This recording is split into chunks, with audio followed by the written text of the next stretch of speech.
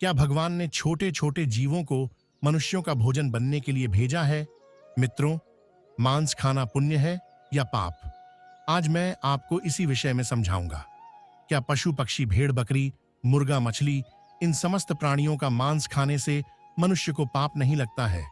तो आइए आज के इस वीडियो में समझते हैं। मित्रों, एक समय की बात है जब भगवान श्री कृष्ण के पास देवी सत्यभामा आती है, तो आज उनकी मंद मंद मुस्कान के पीछे एक विशेष चिंता का विश्लेषण साफ झलक रहा था।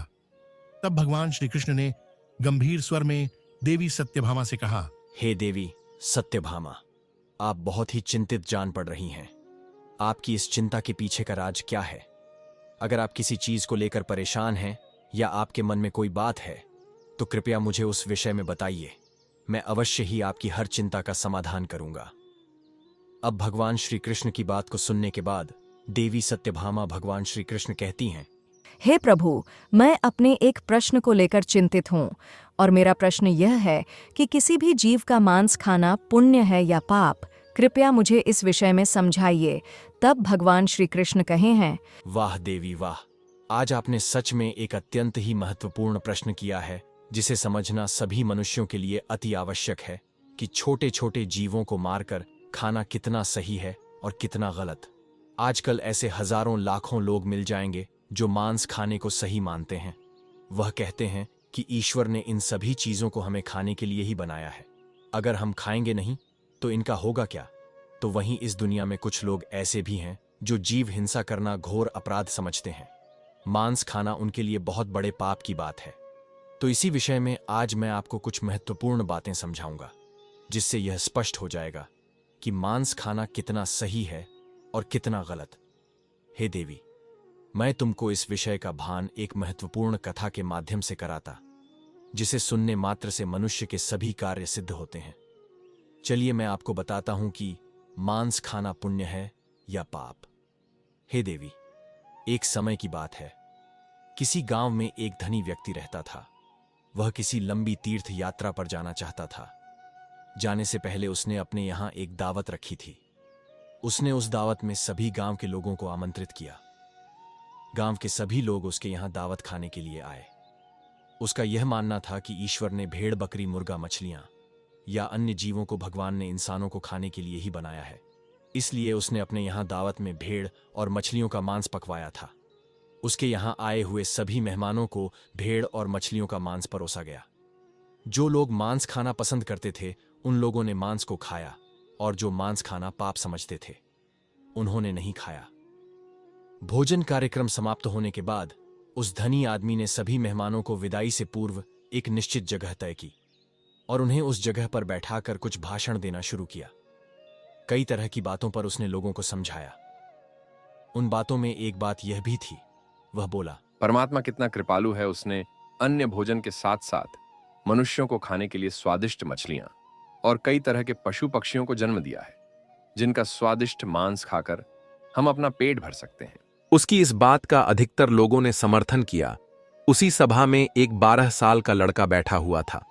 उसने उस धनिक की बात को काटते हुए उस धनिक व्यापारी से कहा, श्रीमान जी, आप गलत कह रहे हैं। लड़के को उस धनिक की बात को काटते हुए जब सभी ने देखा तो वहां उपस्थित सब लोग आश्चर्यचकित रह गए। अब वह धनिक बोला, बेटे, तुम क्या कहना चाहते हो तुम्हारी इस बदतमीजी भरी बात का? मैं क्या उत्तर समझूं? तब उत्तर में लड़का कहता है, श्रीमान जी, माना कि यह समस्त जीव परमात्मा ने बनाए हैं, परंतु आपको मारकर खाने के लिए नहीं। मछलियां, मेमने, भेड़, बकरा, मुर्गा इत्यादि पृथ्वी पर रहने वाले समस्त जीव जंतु मनुष्यों की तरह ही पैदा होते हैं और मनुष्यों की तरह ही उनकी मृत्यु होती है। मनुष्यों की तरह ही उन्हें पीड़ा होती है। कोई भी प्राणी किसी अन्य प्राणी से श्रेष्ठ और विशेष नहीं है। वह अलग बात है कि आपकी बुद्धि विकसित है और पशुओं की बुद्धि इतनी विकसित नहीं होती। लेकिन आपकी विकसित बुद्धि का यह मानना गलत है कि अधिक शक्तिशाली और बुद्धिमान प्राणी अपने से कम शक्तिशाली और कम बुद्धि वाले जीवों को खा सकते हैं। यह कहना गलत है कि ईश्वर ने यह मूक प्राणी हमारे भोजन के लिए बनाए हैं। हम अपने स्वाद के लिए, अपनी जीविका के लिए, अपने शरीर के पोषण के लिए किसी को भी जब चाहे मारकर खा सकते हैं। बात सिर्फ यह है कि हम इतने ताकतवर और चतुर हैं कि जब चाहे उन्हें पकड़कर मार सकते हैं। अपनों से कमजोर पर तो दुनिया रोब दिखा लेती है। इसका मतलब यह नहीं कि वे आपसे कमजोर हैं। आसानी से आपकी पकड़ में आ जाते हैं तो भगवान ने उन्हें आपके खाने के लिए बना दिया है। जरा सोचो, मच्छर और पिशु हमारे शरीर का रक्त पीते हैं। उन्हें हमारे शरीर का रक्त बहुत अच्छा लगता है। शेर, चीता और भेड़िया, उनको भी हमारे शरीर का मांस बहुत स्वादिष्ट लगता है और वे जब चाहे हमें पकड़कर हमारा शिकार भी कर सकते हैं। तो इसका मतलब यह नहीं हुआ कि भगवान ने हमें खाने के लिए शेर, चीता, भेड़िया को बनाया है। यदि आप ऐसा मानते हैं तो फिर शेर, चीता, भेड़िया से अपनी रक्षा क्यों करते हैं? आपका भोजन भगवान ने मेमना, भेड़, बकरा, मुर्गा, मछलियों को बनाया है तो शेर, चीता, भेड़ियों का भोजन आपको जरूर बनाया होगा, नहीं ना? यह उन मनुष्यों की अज्ञानता का नतीजा है जो दया से रहित हो चुके हैं, जो अपने से कमजोर, दुर्बल और मूर्ख प्राणियों को पकड़ लेते हैं और फिर उन्हें अपना भोजन मानते हैं। अगर आपसे शक्तिशाली प्राणी आपको पकड़कर अपना भोजन माने तो आप बचने के लिए क्यों छटपटाते हो? उसे अपना शरीर क्यों नहीं खा लेने देते? शायद है भगवान ने ही आपको उसका भोजन बनाया हो। उस छोटे से लड़के का जवाब सुनकर धनिक का मुंह बंद हो गया। सब लोगों ने ताली बजाकर उस बच्चे के जवाब का समर्थन किया। अब वह भगवान श्री कृष्ण कहते हैं, हे देवी सत्यभामा, अब वह लड़का मेरी ही एक और लीला का बखान उन सभी को सुनाता है। लड़का बोला, सुनो, मैं तुम्हें भगवान श्री कृष्ण का एक और उपदेश सुनाता हूं। एक बार भगवान मुरली मनोहर एक पेड़ के नीचे बैठकर मुरली बजा रहे थे। तभी विपत्ति का मारा एक हिरण तेजी से भागता हुआ आया और भगवान श्री कृष्ण के पीछे छुप गया। वह मृग बहुत ही घबराया हुआ था। मृग को अत्यंत भयभीत देखकर भगवान श्री कृष्ण ने मुरली बजाना बंद कर दिया और उस मृग से पूछने लगे, हे मृग, तुम इतने व्याकुल क्यों हो? तुम्हें क्या दुख है? किसके डर से तुम छुपने का प्रयास कर रहे हो? तभी वहां पर एक शिकारी आता है और वह भगवान श्री कृष्ण से कहता है, ओ बालक, इस मृग को मुझे दे दे। यह मेरा शिकार है। मैंने इसे आखेट बनाने के लिए काफी दूर से इसका पीछा किया है, इसलिए इस पर मेरा अधिकार है। शिकारी की बात का जवाब देते हुए भगवान श्री कृष्ण बोले, हे वत्स, किसी भी जीव पर किसी का अधिकार नहीं होता। हर जीवित प्राणी पर केवल उसका ही अधिकार होता है।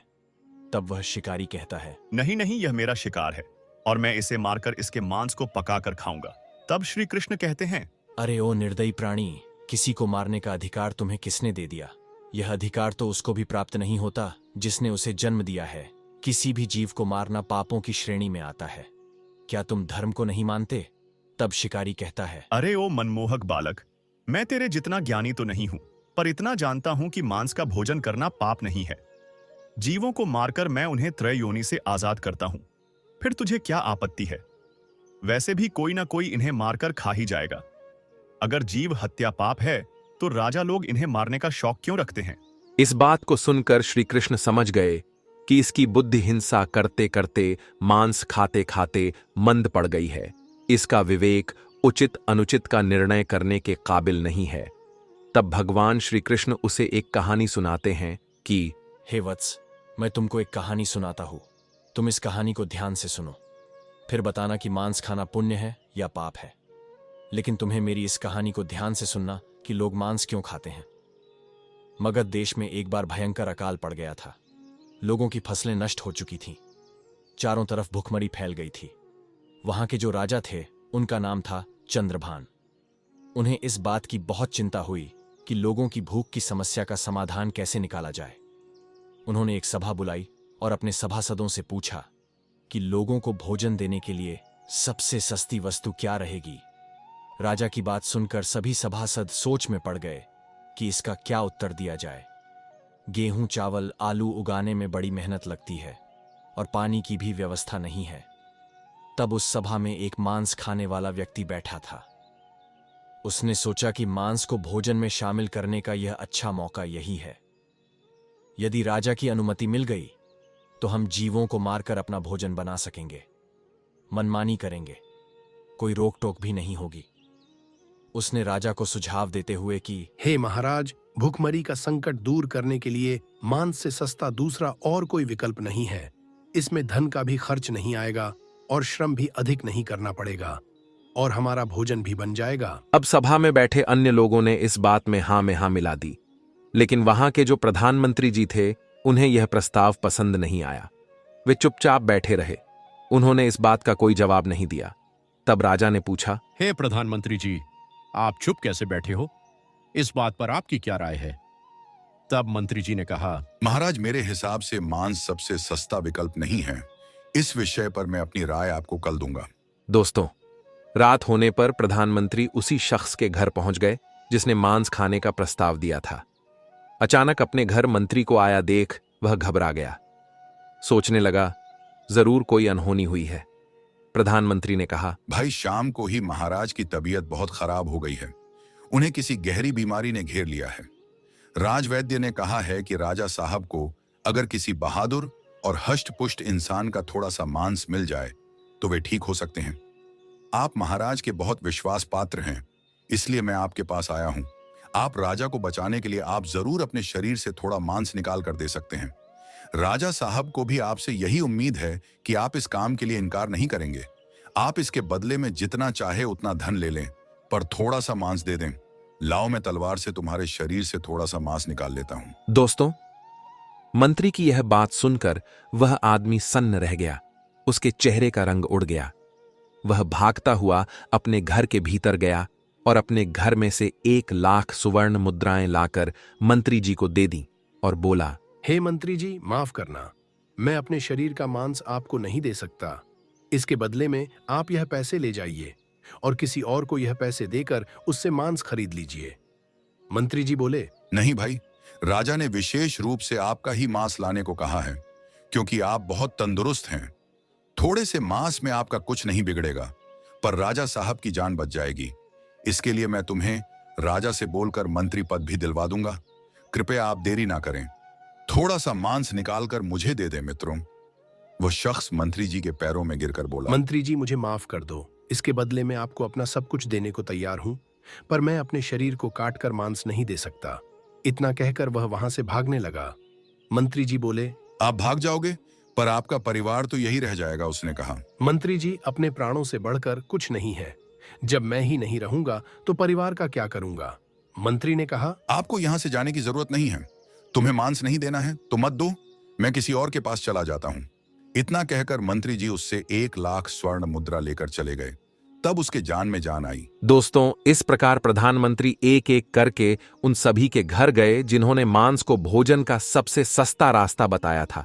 सबसे थोड़े से मांस का आग्रह किया, पर सबने अपनी अपनी तिजोरियों से किसी ने 1,00,000, किसी ने 2,00,000, किसी ने 4,00,000 तो दे दिए, लेकिन पर अपने शरीर का मांस नहीं दिया।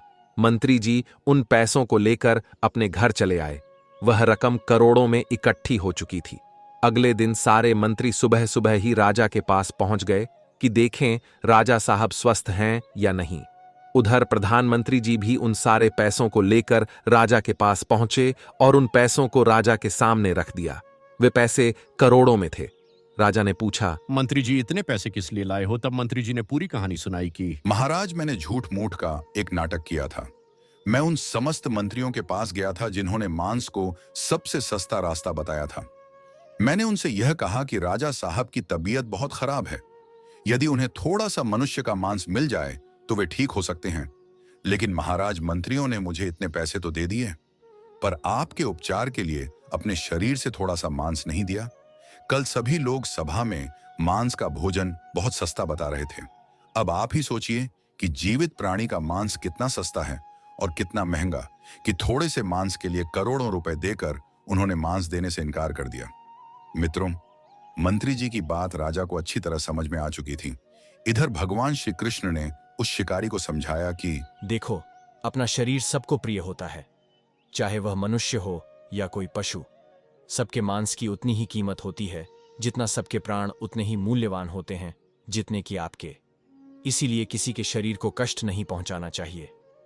मनुष्य के जब अपने प्राणों पर आ बनती है तब तो उसे अपना शरीर बहुत प्रिय लगता है। दूसरे जीवों को मारने में वह एक पल भी नहीं लगाता, क्योंकि वह दर्दनाक पीड़ा उसको होती है।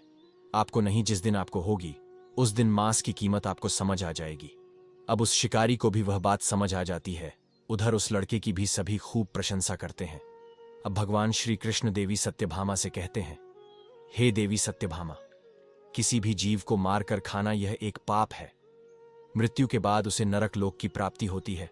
सभी जीवों को जीने का अधिकार है। सभी को अपना शरीर उतना ही प्रिय होता है जितना एक मनुष्य को उसका खुद का शरीर प्रिय होता है। अब यह बात देवी सत्यभामा के भी समझ में आ जाती है। दोस्तों, मैं उम्मीद करता हूं कि भगवान लोगों की मानसिकता को बदले, उन्हें इस बात का एहसास कराए कि जीव हिंसा मनुष्य के समान ही अपराध है। छोटे से लेकर बड़े जीवों को जीने का परमात्मा ने पूरा अधिकार दिया है। उनका जीवन व्यर्थ नष्ट न करें। अपने थोड़े से आनंद के लिए, थोड़े से स्वाद के लिए उनका जीवन ना ले। सबको उतना ही कष्ट होता है जितना कि आपको।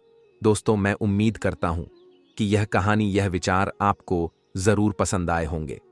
यदि वीडियो पसंद आया हो तो आगे भी शेयर करना। मिलते हैं अगली वीडियो में एक नई चर्चा के साथ।